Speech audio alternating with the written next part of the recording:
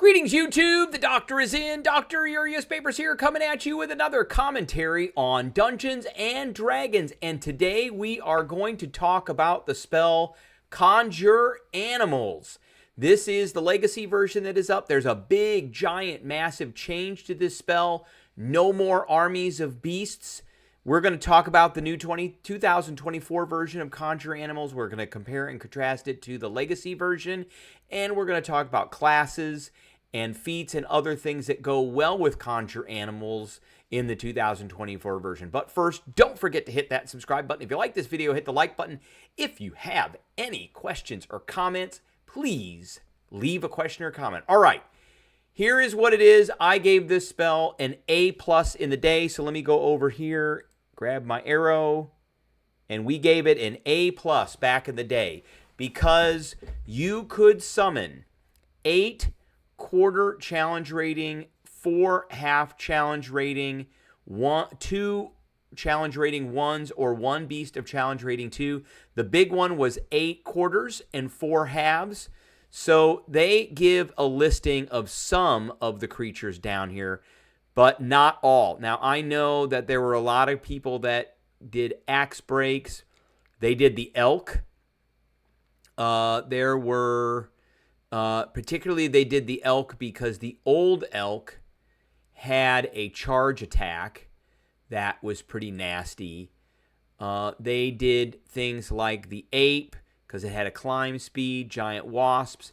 I think the big one that they don't really go through is the velociraptor, which had 2 attacks instead of 1 attack. And you could, and I think they were challenge rating 1/8. And you could summon a whole, armies of these things. Now, this is a conjuration spell. It does last for an hour. And it was only usable by druids and rangers. But it was a pretty broke spell. You could cast this spell at higher spell slots. You choose 1 summoning option above and more creatures appear. So if you cast this at 5th level instead of 3rd level, you got twice as many creatures. So you would get 8 rating half creatures. So I could get 8 black bears, 8 giant goats. I mean, it was just, it got ridiculous. And there were just druids that came out that just had armies and armies of animals, beasts with them. They're only beasts. Now, here is the 2024 version. So the old version was a 3rd level spell. This is still a 3rd level spell. The old version was an action. It's still an action. It's still a range of 60 feet.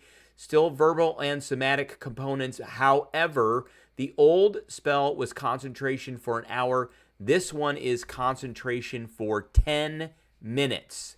And there is a saving throw. There was no save with this one, and it was a conjuration spell. It's still a conjuration spell. So you conjure nature spirits, and they've changed all of these conjuration spells, by the way. All the conjure spells, they all have changed to something else. So you conjure nature spirits that appear as a large, and large is capitalized, meaning it is a 10-foot square, large pack of spectral, intangible animals in an unoccupied space you can see within range, which is 60 feet. The pack lasts for the duration, and you choose the spirit's animal forms, such as wolves, serpents, and birds. That is all cosmetic. It doesn't make anything. It's just flavor. You have advantage on strength saving throws while you are within 5 feet of the pack.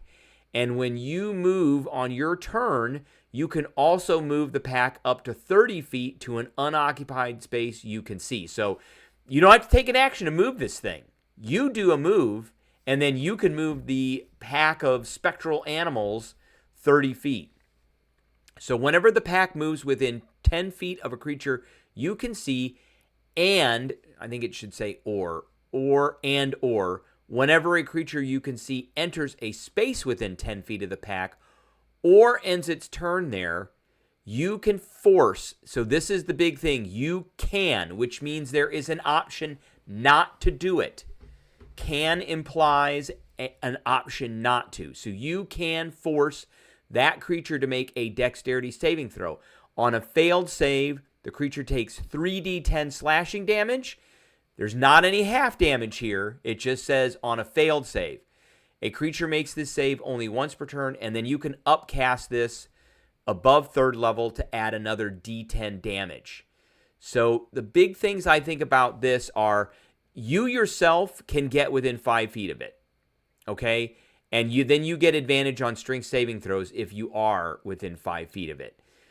Then if the pack moves within 10 feet of a creature, and that can happen on your turn because you can move this thing when you move. So that's on your turn. Then you can force them to make a saving throw, and if they fail, they're going to take some damage.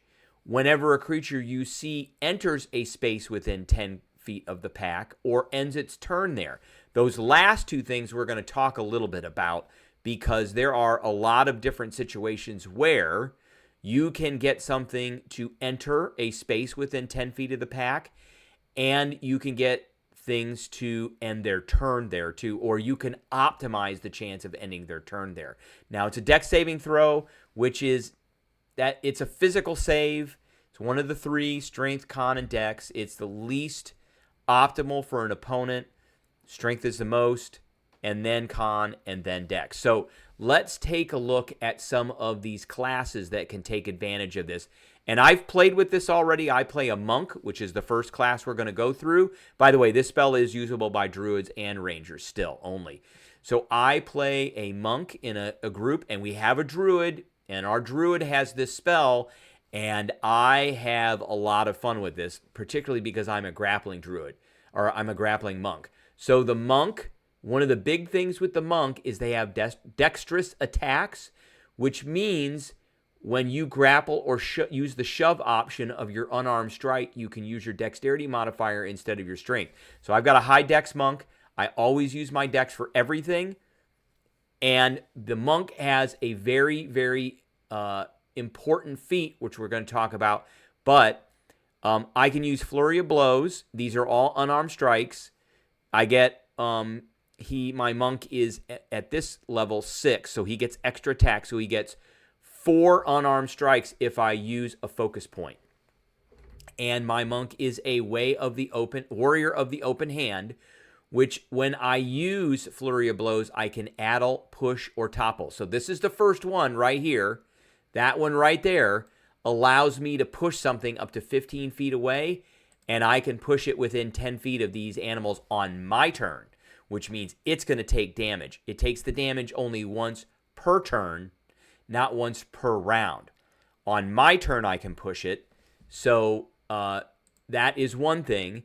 I can topple a creature, which I can knock it prone, which means it optimizes the chance that it's not going to be able to get away from this, and it'll end its turn there. Its turn. So if I push it there, it's going to take damage. And if it ends its turn, which is a separate turn, it's going to take damage again. It gets a saving throw, of course. Now, if you combine the grappler feat with the monk, whenever you hit a creature with an unarmed strike as part of an attack action on your turn, you can use both the damage and grapple options. So I can grapple something with one of my first unarmed strikes. I can only do this once. So, and then if I have them grappled, I'm a fast wrestler. You don't have to spend extra movement to move a creature grappled by you. So I could just drag them over right next to this thing and just hold them there. And so what that means is I'm going to drag them over to the Conjure Animals.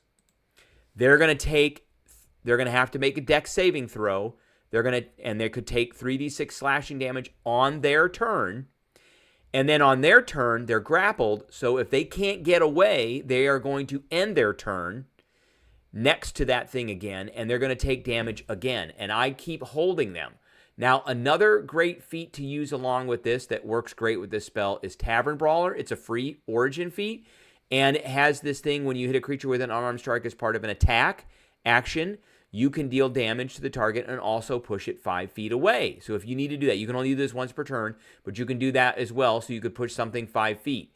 In addition, we've got a bunch of weapons, now that we have the weapon masteries, that allow you to push. For instance, Great Club, which is two-handed, and it has the push mastery, which means if you hit, you can push a creature up to 10 feet away from you if it is large or smaller. Awesome. That's great. I mean, there are several of these that are in here there is the Great Club, there is the Pike, there is the Warhammer, there is the Heavy Crossbow. These all have push, and this one does push at range, which is great. But they all have push. I think the Lance is topple. That's another good one too. You can make them go prone, which will optimize your chance of keeping them there and having them end their turn there. So all of these things are great, but all in all, this is a pretty good spell. Is it an A+ anymore? No. I mean, you could really maximize the damage that is dished out to something with this if your party has optimized their tactics such that you know the druid's got the spell, and everybody then, once that spell comes out, everybody can then use something like a push mastery weapon, a pushing attack, a monk attack, a grapple, things like that. You can optimize it so the creature's going to take a ton of damage. But I still don't think it's going to be quite as much damage or quite as bad as the previous Conjure Animals from the Legacy version. And just to let everybody know, if you didn't know, you actually don't get to choose the animals from this. That was something that was in Sage Advice. I've talked about this before. So does the spellcaster or the DM choose? And they say here that the DM chooses. So the old one was pretty broken. The new one is still very broken. We are actually going to give this one a solid A. I do like these kinds of spells. There are worse ones than this one, but this is kind of the first one out of these conjure something spells that there are. All right, that is what I have for everybody today. I appreciate everybody tuning in, and I will catch everybody